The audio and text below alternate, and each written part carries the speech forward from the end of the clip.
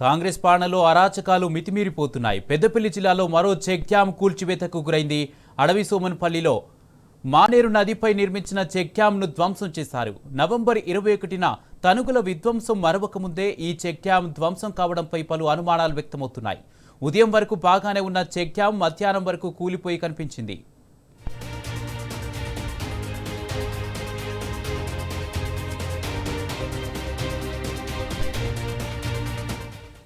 2023లో దాదాపుగా 12 లక్షల క్యూసెక్కులకు పైగా వరద ప్రవాహం వచ్చిన చెక్కు చెదరని అడవి సోన్పల్లి చెక్ డ్యాం ఎలాంటి వరదలు లేని సమయంలో కూలడం ఏంటని స్థానికులు ప్రశ్నిస్తున్నారు. నిజంగా చెక్ డ్యాం కూలితే శిథిలాలు దిగువకు కొట్టుకుపోవాలి, కానీ ఎగువకు చెల్లాచెదురుగా పడి ఉండటం చూస్తుంటే ఖచ్చితంగా చెక్ డ్యాంను పేల్చివేసినట్లు తెలుస్తోంది. ఎగువన ఉన్న ఇసుకను తరలించేందుకు ఇసుక మాఫియా ఈ దారుణానికి తెగబడినట్లు స్పష్టమవుతోంది.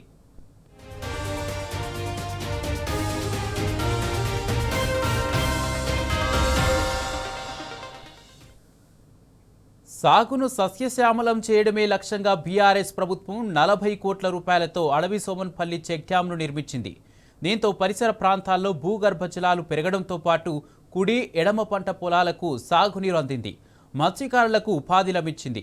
బహుళ ప్రయోజనకారిగా ఉన్న చెక్ డ్యాంలపై అరాచక శక్తుల కన్నుపడడంతో ఆ నిర్మాణాలు ఇటీవల వరుసగా కూలిపోతున్నాయి. ప్రజల సమాచారంతో జేఈ నిఖిల్ ఆధ్వర్యంలోని అధికారుల బృందం చెక్ డ్యాంను పరిశీలించారు. 120 మీటర్ల పొడవున చెక్ డ్యాం ధ్వంసమైనట్టు గుర్తించారు. చెక్ డ్యాంను 100% ధ్వంసం చేశారని, నిందితులపై కఠిన చర్యలు తీసుకోవాలని అధికారులు కోరారు. కాగా చెక్ డ్యాం కూలిన ప్రదేశం తమ పరిధిలోకి రాదని మంతని పోలీసులు చెప్పడంతో జయశంకర్ భూపాలపల్లి జిల్లా మల్హర్ పోలీసులకు జేఈ ఫిర్యాదు చేశారు.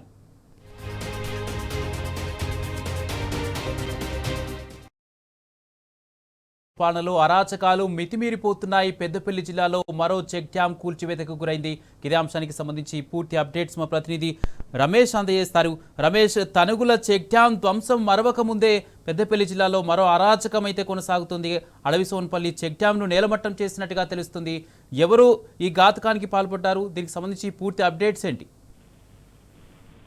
కుమార్, తనుగుల చెక్ డ్యాం పేల్చివేత ఘటన మరొక ముందుకే తాజాగా కూడా మరొక చెక్ డ్యాం అయితే నేలమట్టం కావడం జరిగింది. పెద్దపల్లి జిల్లా మందిని మండలం అడవి సోమన్పల్లి వద్ద ఉన్నటువంటి చెక్ డ్యాం అయితే నేలమట్టమైంది. అయితే గతంలో జరిగినటువంటి 2 చెక్ డ్యాంల పేల్చివేత విధంగానే ఇది కూడా పేల్చివేత జరిగినట్లుగా అయితే ఆరోపణలు అయితే వినిపిస్తున్నాయి. అయితే స్పష్టంగా, ఎందుకంటే కూల్చివేతకు పేల్చివేతకు నేలమట్టమైన దానికి చాలా తేడా ఉంటుంది కుమార్. ఎందుకంటే కూలిపోతే గనక అది ఒక ప్రవాహాన్ని తట్టుకోలేక కూలిపోవాలనే పరిస్థితి ఉంటుంది. కానీ ఒక 12 లక్షల క్యూసెక్ల నీటి ప్రవాహాన్ని కూడా తట్టుకొని నిలబడినటువంటి అడవి సోమన్పల్లి చెక్ డ్యాము కేవలం ఇప్పుడు 1000 క్యూసెక్ల నీరు మాత్రమే వస్తుంది. ఈ యొక్క 1000 క్యూసెక్ల నీటి వరద తాటికి ఏ విధంగా కూలిపోతుందనే అటువంటి అనుమానాలు అయితే స్పష్టంగా అక్కడ ఉన్నటువంటి స్థానిక ప్రజలే అనుమానాలు అయితే వ్యక్తం చేయడం జరుగుతుంది. నిన్న జరిగినటువంటి యొక్క ఇన్సిడెంట్ తోటి అంతా కూడా ఒక మంత్రిని ప్రాంతం అంతా కూడా పెద్దపల్లి జిల్లా వ్యాప్తంగా కూడా ఈ యొక్క చెక్ డ్యాం అంశం అయితే చర్చనీయాంశంగా మారింది. దీనికి సంబంధించి కూడా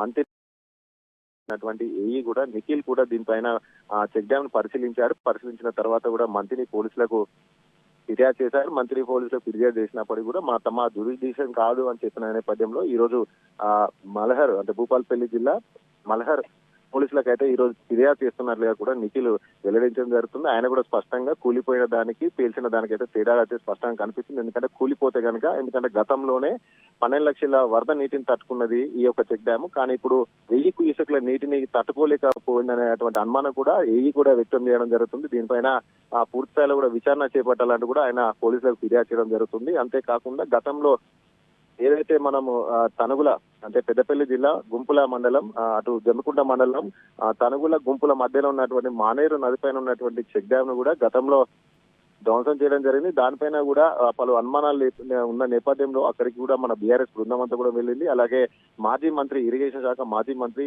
హరీష్ రావు కూడా అక్కడికి వెళ్లి కూడా పరిశీలించడం జరిగింది. స్పష్టంగా పేల్చివేసినట్లుగా కూడా ఆయన కూడా అనుమానం వ్యక్తం చేయడం జరిగింది. దోషులను కఠినంగా శిక్షించాలి, అంటే మరికొన్ని చెక్ డ్యాములు పేల్చివేతకి యొక్క కాంగ్రెస్ హయాంలో జరిగే ప్రమాదం ఉంది కాబట్టి తక్షణమే దీనిపైన కూడా పూర్తి స్థాయిలో విచారణ జరిపించి దోషులను కఠినంగా శిక్షించాలంటూ కూడా డిమాండ్ చేయడం జరిగింది.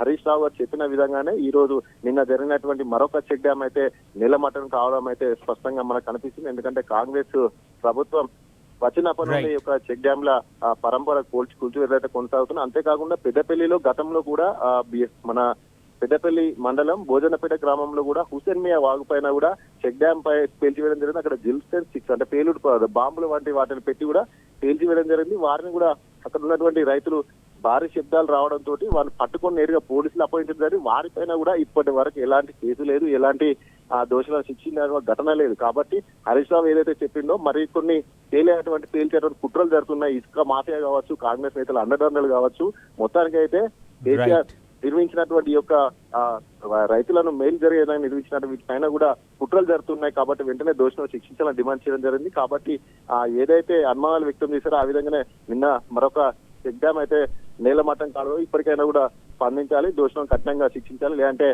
100 కోట్ల నష్టం ప్రభుత్వానికి జరగడమే కాకుండా కూడా రైతులు మత్స్యకారులు తీవ్రంగా నష్టపోయే ప్రమాదం ఉంది. Kumar, right, thank you Ramesh.